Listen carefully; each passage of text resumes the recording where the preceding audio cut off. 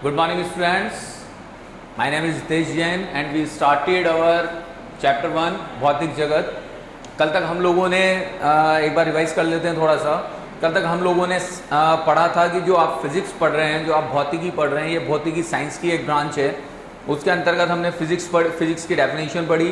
Physics की definition पढ़ने के बाद में हमने उसे डिवाइड किया किसके अंदर, टू पार्ट्स के अंदर। टू पार्ट्स में कौन कौन से पार्ट्स हमने डिवाइड किए थे, एक तो क्लासिकल फिजिक्स और एक मॉडर्न फिजिक्स, यानी चिरसम्मत भौतिकी और एक आधुनिक भौतिकी।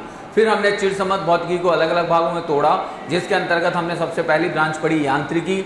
उसके बाद में हमने पढ़ी मैकेनिक्स के बाद में हमने पढ़ा उष्मागतिकी, और उष्मागतिकी के बाद में पढ़ा हमने तरंग प्रकृति, विद्युत तरंग प्रकृति। चौथी ब्रांच जो हम पढ़ रहे हैं, सबसे इंपॉर्टेंट ब्रांच है, यह है विद्युत चुंबकीय, जिसको हम कहते हैं इलेक्ट्रोमैग्नेटिज्म। विद्युत चुंबकीय, विद्युत चुंबकीय दो वर्ड से मिलकर बनी हुई है। यहां पर अगर हम ध्यान दें तो दो वर्ड कौन कौन से हैं, एक वर्ड है आपका विद्युत और एक वर्ड है आपका चुंबकीय। विद्युत किससे रिलेटेड होता है, तो सबसे पहले हम बात करते हैं विद्युत की। विद्युत रिलेटेड है धारा से, और धारा किससे रिलेटेड होती है, आवेश से। 10th में पढ़ रखा है आप लोगों ने, आवेश प्रवाह की दर को ही हम क्या कहते हैं, धारा कहते हैं। तो विद्युत का रिलेशन हो गया सीधा सीधा आवेश से। तो अब इस विद्युत को हम दो भागों में तोड़ते हैं। एक तो होता है स्थिर वैद्युत की, बहुत ध्यान से समझिएगा, ये 12th में भी काम आएगा अपने। एक तो होता है आपका स्थिर वैद्युत की और एक होती है आपकी धारा वैद्युत की। जो स्थिर वैद्युत की है, स्थिर वैद्युत की के अंतर्गत हम स्थिर आवेशों का अध्ययन करते हैं। जो आवेश स्थिर अवस्था में है वो फिजिक्स की जिस ब्रांच में आएंगे उसे हम स्थिर वैद्युत की कहेंगे। और धारा वैद्युत की कौन होते हैं, जिसमें आवेश गमन करेगा, क्योंकि धारा वहां नहीं है। अगर आवेश स्थिर अवस्था में है, बहुत ध्यान से समझिएगा, अगर आवेश स्थिर अवस्था में है तो उसके द्वारा कोई भी धारा प्रवाहित नहीं होगी। जैसे आपने बोर्ड पर स्विच लगा हुआ बंद कर दिया, लाइट का स्विच बंद कर दिया, तो आवेश उसी स्थान पर स्थिर हो गया। ऐसा नहीं होता है कि वहां से आवेश वापस आएगा और उस स्विच तक आ जाएगा, रिवर्स आ जाएगा, ऐसा नहीं होता है। पानी की टंकी का नल जब हम खोलते हैं तो खोलते पानी आ जाता है, इसका मतलब पानी वहीं रुक गया, आपने जैसे ही खोला खोलते निकल गया। तो कहने का मतलब ये हुआ यहां पर कि स्थिर वैद्युतिकी के अंतर्गत जिन आवेशों का हम अध्ययन करते हैं वो स्थिर अवस्था में होते हैं, और धारा वैद्युतिकी के अंतर्गत हम जिन आवेशों का अध्ययन करते हैं वो गतिमान अवस्था में होते हैं, वो गतिशील अवस्था में होते हैं। अब इन्हीं आवेशों की गति के कारण से यहां पर चुंबकीय प्रभाव दिखाई देता है। जो हम चुंबकीय की बात कर रहे हैं, तो चुंबकीय के अंतर्गत आवेश का गतिमान होना आवश्यक है, धारा का प्रवाहित होना आवश्यक है। अगर धारा प्रवाहित होगी, आवेश गतिमान होगा, तो चुंबकीय प्रभाव आपको अपने आप दिखाई देंगे। एक एग्जांपल लेता हूं आपके सामने, देखिएगा। यहां पर हम एक कील लेते हैं, नैल, एक कील हमने ली, इस कील के ऊपर हमने एक चालक तार को लपेट दिया। इस तरह से एक चालक तार को लपेटकर हमने इसको संबंध बैटरी से कर दिया, ये हमने इसको बैटरी से जोड़ दिया। जब हमने इसको बैटरी से जोड़ा और यहां पर एक कुंजी लगा रखी, अभी कुंजी कौन सी अवस्था में है, खुली अवस्था में, यानी यहां पर स्विच ऑफ है। खुले होने का मतलब ऑफ और बंद होने का मतलब ऑन। ये तो बहुत अच्छी तरह 10th में आप लोगों ने सिंबल पढ़े होंगे।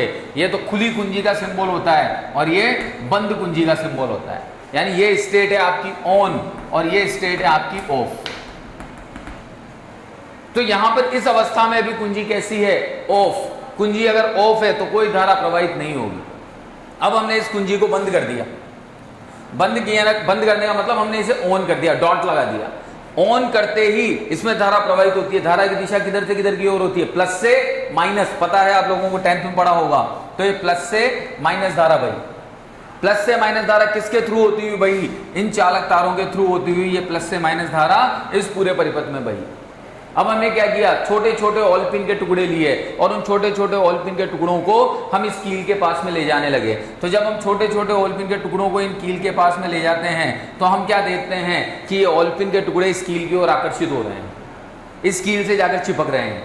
अब थोड़ा सा सोचने की बात है कि ऑलपिन बना हुआ किसका है, आयरन का, लोहे का, और लोहा किसकी ओर आकर्षित होता है, चुंबक की ओर।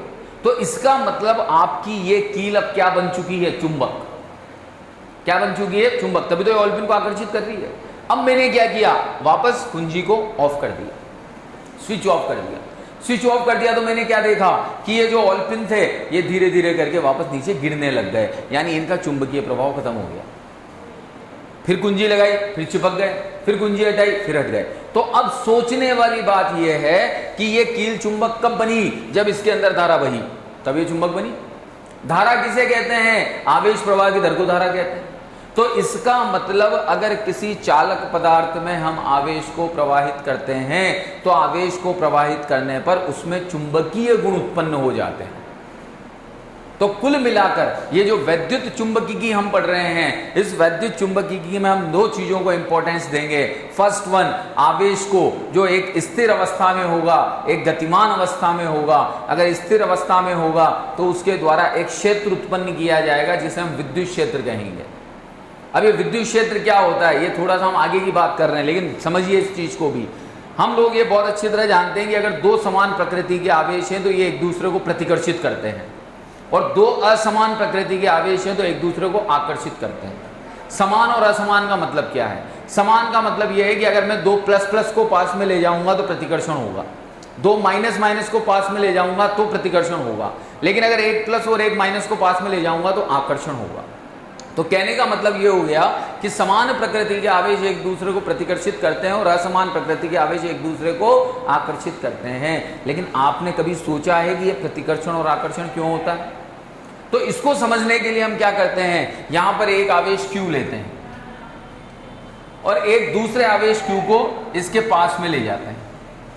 हम ये देखते हैं कि जब ये आवेश किसी एक निश्चित दूरी तक पहुंच जाता है तो निश्चित दूरी तक पहुंचने के बाद ही इसके अंदर आकर्षण या प्रतिकर्षण होता है। अब आप समझ नहीं पा रहे होंगे शायद, तो इसको यूं समझिए कि यहां पर चुंबक रखी हुई है इस जगह पर और इस जगह पर कील रखी हुई है। अब इतनी डिस्टेंस पर इन दोनों में कोई प्रभाव नहीं पड़ रहा है। अब मैं कील को धीरे धीरे किसकी ओर ले जा रहा हूं? चुंबक की ओर। एक निश्चित स्थान तक आते ही ये चुंबक इस कील को अपनी ओर खींच लेगी। निश्चित स्थान तक आते, ऐसा नहीं कील को उठा के चुंबक पे रखना पड़ेगा। आप निश्चित स्थान तक आते ही वो कील उस चुंबक को वो चुंबक उस कील को खींच लेगी। क्यों खींच लेगी? क्योंकि वो कील उस चुंबक के क्षेत्र में प्रवेश कर गई है और उस क्षेत्र को हम नाम देते हैं चुंबकीय क्षेत्र। ऐसे समझिए कोई अजनबी एक गली में घूम रहा है और घूमते घूमते वो आपके घर में आ गया, उसने दरवाजा खोला और अंदर घुस गया, तो आपका सीधा सीधा रिएक्ट क्या होगा? उसे धक्के देकर बाहर निकाल देंगे। तो कहने का मतलब क्या हुआ? वो आपके क्षेत्र में आ गया तो आपने उस पर तुरंत रिएक्ट कर दिया, आपने उस पर तुरंत रिएक्शन दिखा दिया। तो वही चीज यहां पर होती है कि कोई भी आवेश अगर है तो वो आवेश अपने चारों तरफ क्या करता है? एक क्षेत्र बना के रखता है, और उस क्षेत्र में जैसे ही दूसरा आवेश अंदर प्रवेश करेगा तो पहला आवेश कहेगा कि भैया मेरे घर में मत आ, मेरे घर में मत आ। तो मेरे घर में मत आ से मतलब क्या है कि वो अपना प्रभाव दिखा देगा। अगर ये प्लस हुआ और ये भी प्लस है तो इसे धक्के देकर बाहर निकाल देगा, यानी ये अजनबी था। और अगर ये प्लस है और ये माइनस है तो इसे खींच लेगा, यानी ये अजनबी नहीं है, इसके रिलेटिव। तो कहने का मतलब ये हो गया कि यहां पर हम जो पढ़ रहे हैं विद्युत चुंबकीय की बहुत इंपॉर्टेंट ब्रांच है ये क्लासिकल फिजिक्स की, जिसके अंतर्गत हम विद्युत और चुंबकीय प्रभावों का अध्ययन करते हैं। विद्युत प्रभावों के लिए जब हम बात करते हैं तो आवेश स्थिर अवस्था में भी हो सकता है और गतिमान अवस्था में भी हो सकता है, बट चुंबकीय प्रभावों के लिए आवेश का हमेशा गतिमान अवस्था में होना आवश्यक है। Okay okay, now we started next category of classical physics. Classical physics की जो अगली ब्रांच है, अगली कैटेगरी है, अगला पार्ट है, वो कौन है? प्रकाशिकी, ऑप्टिक्स। बहुत अच्छी तरह से नॉन है आप ऑप्टिक्स से। आप लोगों ने 10th के अंदर प्रकाशिकी करके एक चैप्टर पढ़ा है जिसके अंदर दर्पण, लेंस, अपवर्तन, परावर्तन, पूर्ण आंतरिक परावर्तन, ये सब चीजें आप पढ़ के आए हैं। कह सकते हैं हम प्रकीर्णन, ये सब चीजें आप लोगों ने पढ़ी। तो प्रकाशिकी की जब हम बात करते हैं तो प्रकाशिकी रिलेटेड है प्रकाश से, यानी वह शाखा जिसके अंतर्गत हम प्रकाशिक घटनाओं, उनके प्रभावों का अध्ययन करेंगे, वो प्रकाशिकी कहलाती है। प्रकाशिकी को हम दो भागों में डिवाइड करते हैं। दो भाग कौन कौन से होते हैं प्रकाशिकी के? एक तो होता है आपका वेव ऑप्टिक्स, यानी तरंग प्रकाशिकी, इसको बोलते हैं वेव ऑप्टिक्स, और एक होती है आपकी किरण प्रकाशिकी।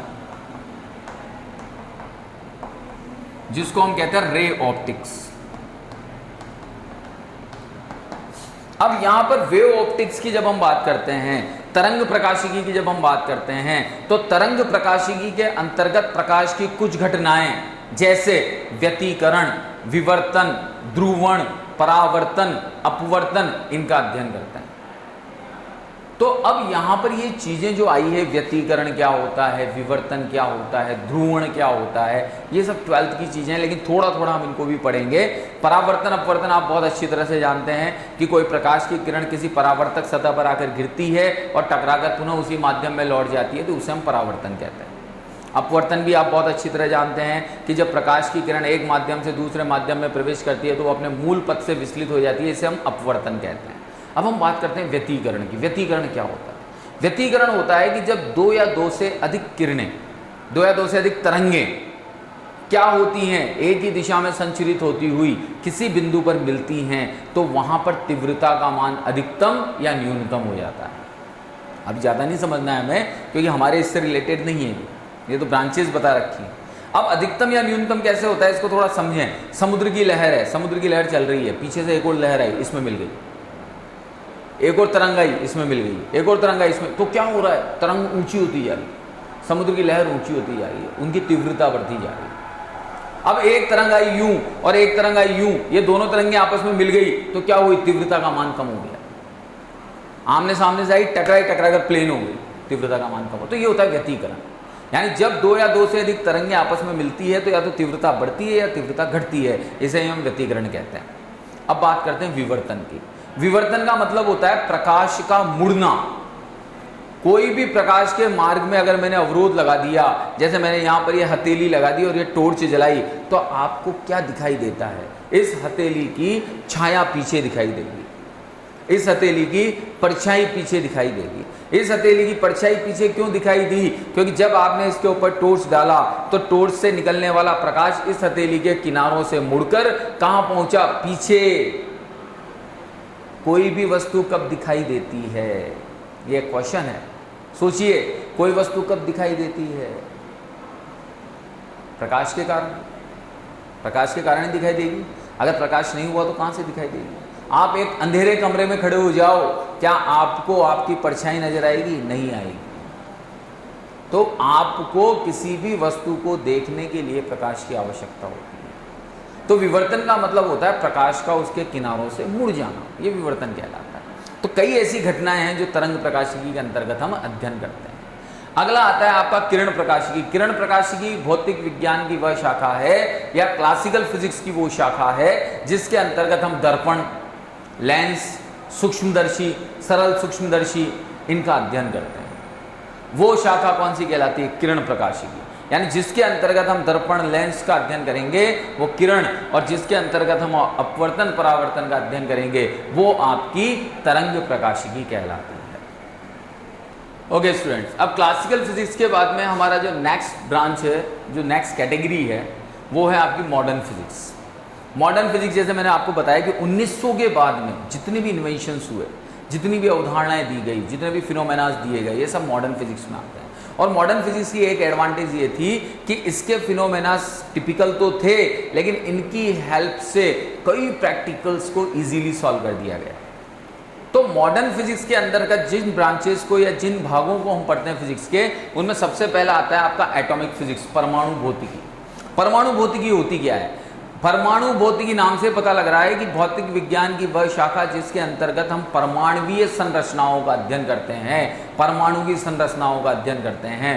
परमाणु की संरचना का अध्ययन करने के लिए कई मॉडल आए, Thompson model, Rutherford model, Bohr model, है ना, तो सोमरफील्ड मॉडल। तो इन सब मॉडलों ने परमाणुवीय संरचनाओं का अध्ययन किया, उनके गुणों का अध्ययन किया, बताया कि भाई परमाणु के अंदर नाभिक होता है, नाभिक के अंदर प्रोटॉन, न्यूट्रॉन होते हैं, इलेक्ट्रॉन नाभिक के चारों ओर चक्कर लगाते हैं। तो परमाणुवीय संरचना और परमाणुवीय गुणों का अध्ययन करने के लिए हम जिस शाखा को उपयोग में लेते हैं वो परमाणुवीय भौतिकी या एटॉमिक फिजिक्स कहलाती है। परमाणुवीय भौतिकी में ही हम स्पेक्ट्रमी संरचनाओं का भी विश्लेषण करते हैं। अब आप कहेंगे कि सर ये स्पेक्ट्रमी संरचनाएं होती क्या हैं, तो मैं बहुत डिटेल में नहीं समझाऊंगा इसको, क्योंकि ये भी 12th का पार्ट है, लेकिन बहुत शॉर्टली आपको इजीली समझा देता हूं कि यूं समझिए आप कि कोई इलेक्ट्रॉन लोअर लेवल में रखा हुआ है, निचले स्तर में रखा हुआ है। जैसे परमाणुवीय संरचना की हम बात करते हैं तो मैंने ये कहा कि मेरी ये परमाणुवीय संरचना है, ये नाभिक है और ये इसके चारों ओर के कक्षक है, ये है। अब ये इलेक्ट्रॉन यहां घूम रहा है और इसे यहां पहुंचना है। तो इलेक्ट्रॉन को यहां से यहां पहुंचने के लिए मुझे क्या देनी पड़ेगी? ऊर्जा। मैंने इलेक्ट्रॉन को ऊर्जा दी, ऊर्जा देते इलेक्ट्रॉन एक्साइटेड हुआ, उत्तेजित हुआ और उत्तेजित होकर कहां आ गया? नीचे लेवल से ऊपर लेवल पे आ गया। ठीक है, ऊर्जा को उसने अवशोषण किया, ऊपर आ गया। लेकिन कोई भी इलेक्ट्रॉन, जैसे हम तो हमारी बात करते हैं, हम छुट्टियों में घूमने जाते हैं, लेकिन क्या परमानेंटली वहीं रह जाते हैं? क्या नहीं रहते, थोड़े दिन वहां रहते हैं, उसके बाद वापस हमारे घर लौट आते हैं। यहां भी वही होता है कि इलेक्ट्रॉन कुछ समय कितना? 10 की घात -8 सेकेंड, इतना कम समय, 10⁻⁸ सेकेंड तक वो कहाँ रहता है? अपने अपर लेवल में। और अपर लेवल में रहने के बाद वो वापस कहाँ लौट जाता है? लोअर में। लेकिन अब सोचेंगे कि लोअर से जब अपर में गया था तो उसने क्या किया था? ऊर्जा को अवशोषित किया था। जब उसने ऊर्जा का अवशोषण किया तो वो लोअर से अपर में गया, लेकिन अब जब अपर से लोअर में आएगा तो वो उसी ऊर्जा को उत्सर्जित करेगा, तभी तो वो नीचे आएगा। अरे भाई, एक बैलून है, उस बैलून के अंदर हमने हवा भर दी, हाइड्रोजन गैस भर दी और हाइड्रोजन गैस भर के छोड़ दिया तो वो उड़ता रहेगा, लेकिन कभी ना कभी तो नीचे आएगा। नीचे कब आएगा? जब जितनी गैस आपने उसको दी थी उतनी गैस वो निकाल दे, तभी तो नीचे आएगा।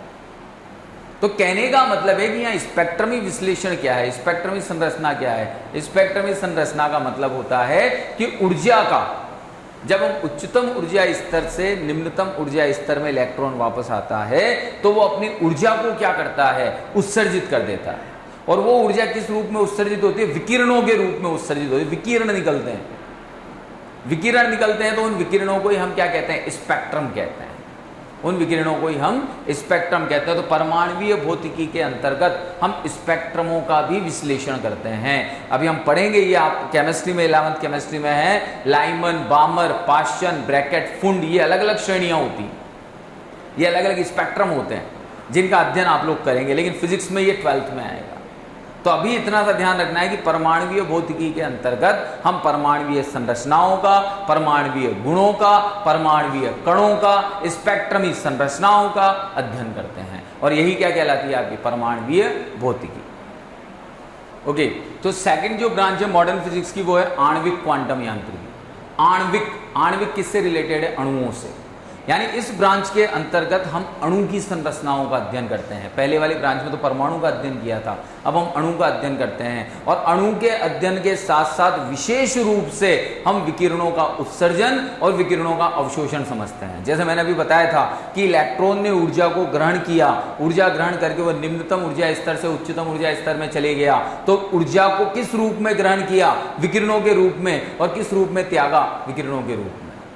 जब भी किसी चीज़ को गर्म किया जाता है तो गर्म करते हैं, तो आपने देखा होगा लोहे को जब गर्म करते हैं तो धीरे धीरे वो लाल होने लगता है। लाल होने लगता है, इसका मतलब उसके अंदर वो विकिरणीय प्रभाव आ रहा है, जिसकी वजह से वो रेड दिखाई दे रहा है, रेडिश हो जाता है। ठीक है, जैसे कोयला है, कोयला जब गर्म रहता है, एकदम गर्म रहता है तो लाल हो जाता है। अब कोयले के ऊपर हल्का सा पानी डाल के देखिए, एकदम से भाप निकलती है, यानी उसने क्या किया? जो ऊर्जा उसने अवशोषित करी थी वो पानी डलते ही उत्सर्जित हो गई। तो यहाँ आणविक संरचना के अंतर्गत हम अणुओं की संरचना का अध्ययन करते हैं, उसके साथ साथ विकिरणों के अवशोषण और उत्सर्जन का भी अध्ययन करते हैं। तो ये आणविक संरचना के अंतर्गत आता है। अब बात करते हैं हम सॉलिड स्टेट फिजिक्स की, ठोस अवस्था भौतिकी। पदार्थों की जालक संरचना, पदार्थ किससे बना हुआ है, उसकी कैसी संरचना है, उस संरचना का जो अध्ययन हम करते हैं वो ठोस अवस्था भौतिकी के अंतर्गत करते हैं। जैसे पदार्थ की हम बात करते हैं तो पदार्थ की क्रिस्टलीय संरचना होती है। अगर आपने मिश्री का टुकड़ा देखा हो, जो खाने की मिश्री होती है, तो मिश्री के अंदर क्या होते हैं? छोटे छोटे क्रिस्टल्स होते हैं, उन क्रिस्टल्स से मिलकर वो मिश्री बनती है। तो किसी भी पदार्थ की क्रिस्टलीय संरचना का अध्ययन करने के लिए हम जिस भौतिकी का उपयोग करते हैं उसे हम ठोस अवस्था भौतिकी कहते हैं। और इसके साथ साथ हम यहाँ पर यह भी कह सकते हैं कि अर्धचालक या फिर मिश्र धातुएं जैसे नाइक्रोम, सुना होगा आपने 10th के अंदर पढ़े होंगे, नाइक्रोम, मैग्नीन, नाइक्रोम क्या है? मिश्र धातु है, निकल और कॉपर से मिलकर ये बनती है। तो नाइक्रोम जो मिश्र धातु है, उन मिश्र धातुओं का अध्ययन करने में भी इस ब्रांच का उपयोग किया जाता है। एक होते हैं अर्धचालक। अर्धचालक क्या होते हैं? जिनमें चालक और कुचालकों के गुण पाए जाते हैं, उन्हें हम अर्धचालक कहते हैं। जो आधे चालक हैं और आधे कुचालक हैं, जैसे सिलिकन, जर्मेनियम, अगर नाम सुने हो आप लोगों ने, सिलिकन है, जर्मेनियम है। जो आपके इलेक्ट्रो कंप्यूटर होते हैं उनके अंदर जो चिप बनी हुई होती है वो सिलिकॉन की बनी हुई होती है, ठीक है। तो अर्धचालकों के, मिश्र धातुओं के, इनके गुणों का अध्ययन करने के लिए हम भौतिकी की जिस शाखा का उपयोग करते हैं उसे हम ठोस अवस्था भौतिकी कहते हैं। तो ओके बेटा, हम बहुत धीरे धीरे पढ़ रहे हैं, मैं अभी स्पीड नहीं बढ़ा रहा हूँ, लेकिन 2-5 दिन बाद हम इसकी स्पीड को थोड़ा फास्ट कर देंगे। तो इन्हें समझें। कोई चीज़ अगर समझ में नहीं आती है तो आप ग्रुप में मैसेज कर सकते हैं और मुझसे पूछ सकते हैं। ओके बेटा, थैंक यू।